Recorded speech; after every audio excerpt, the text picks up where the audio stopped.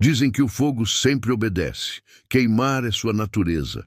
Mas e se por um instante ele se recusasse? E se uma mulher tivesse desafiado não apenas a igreja, mas o próprio poder do fogo e saísse viva das chamas?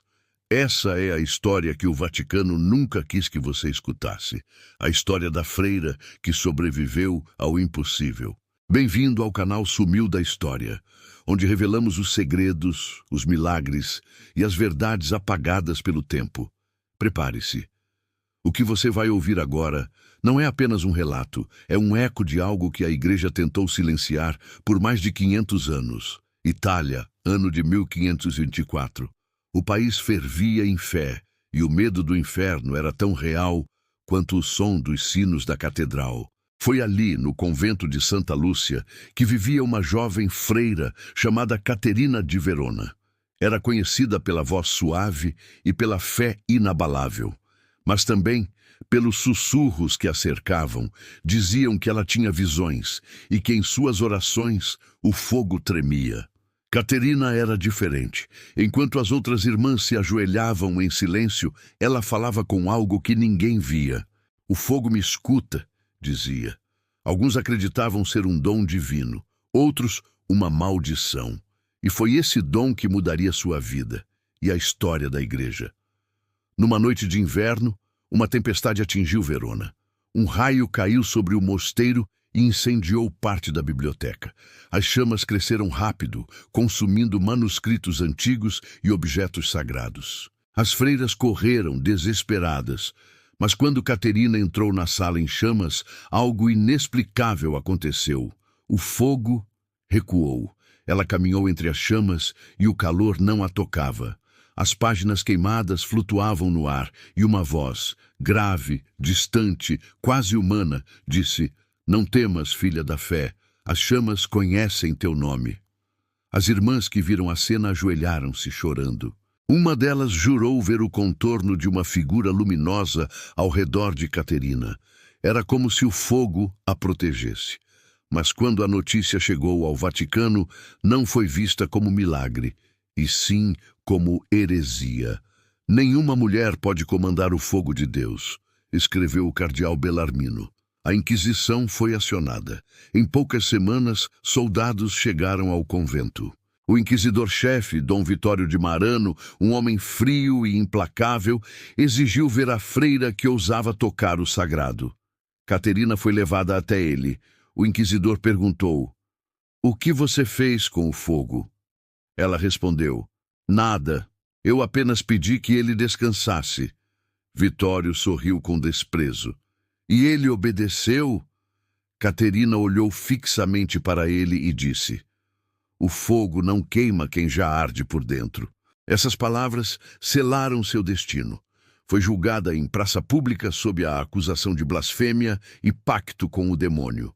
Milhares de fiéis se reuniram para assistir à execução. A lenha estava empilhada, as tochas acesas, os sinos tocaram 3 vezes. E quando a ordem foi dada, o fogo se ergueu e parou. E as chamas não a tocavam. Elas giravam ao seu redor como um véu de luz. O inquisidor gritou: "Mais óleo, mais fogo!" Mas nada acontecia. O vento mudava de direção e as chamas dançavam ao redor do corpo da freira como se fossem vivas. O povo começou a murmurar: "Milagre, milagre." Caterina ergueu o rosto para o céu e disse: "Não é o fogo que me protege, é o que há dentro dele." Naquele instante, o fogo mudou de cor. Tornou-se dourado, e uma voz ecoou, suave, mas audível, vinda das próprias chamas: "Quem desafia o medo, conhece a verdade." O inquisidor caiu de joelhos. Os soldados recuaram. E quando o vento soprou pela última vez, o fogo se apagou sozinho. Caterina ainda estava lá, viva, sem ferimentos, sem medo, apenas em silêncio. Foi levada de volta ao convento, mas o Vaticano jamais reconheceu o milagre. Pelo contrário, apagou toda a menção ao nome dela dos registros da igreja. Os manuscritos do convento foram recolhidos, as freiras foram transferidas, e Caterina desapareceu. Alguns dizem que foi exilada, outros que foi levada para Roma e nunca mais vista. Mas há quem jure que nos anos seguintes, quando a capela do convento pegava fogo, as chamas apagavam sozinhas, sempre diante do altar onde ela costumava rezar. Em 1842, arqueólogos que restauravam o local encontraram algo escondido sob as pedras do altar. Um pergaminho enrolado, carbonizado nas bordas. Nele, uma única frase em latim: Ignis non potest devorare purum. O fogo não pode consumir o puro. Os estudiosos levaram o documento ao Vaticano. Nunca mais foi visto. Séculos depois, em 1963, durante uma restauração de arquivos no Vaticano, um padre encontrou um relato anônimo sobre o caso. Dizia: ela caminhou entre o fogo e não foi tocada. A fé dela queimava mais do que as chamas. O documento foi carimbado com o selo de Archivum Prohibitum e trancado novamente, mas a lenda sobreviveu. Em Verona, até hoje, há quem acenda velas na noite de 17 de janeiro, data da suposta execução, e diga em voz baixa: se o fogo dormir, Caterina está por perto. Alguns turistas relatam sentir calor repentino na capela, mesmo no inverno. Outros dizem ouvir um sussurro nas paredes. O fogo não me venceu. E talvez essa seja a maior lição que o tempo tentou apagar. Porque Caterina de Verona não desafiou apenas o Vaticano. Ela desafiou o medo.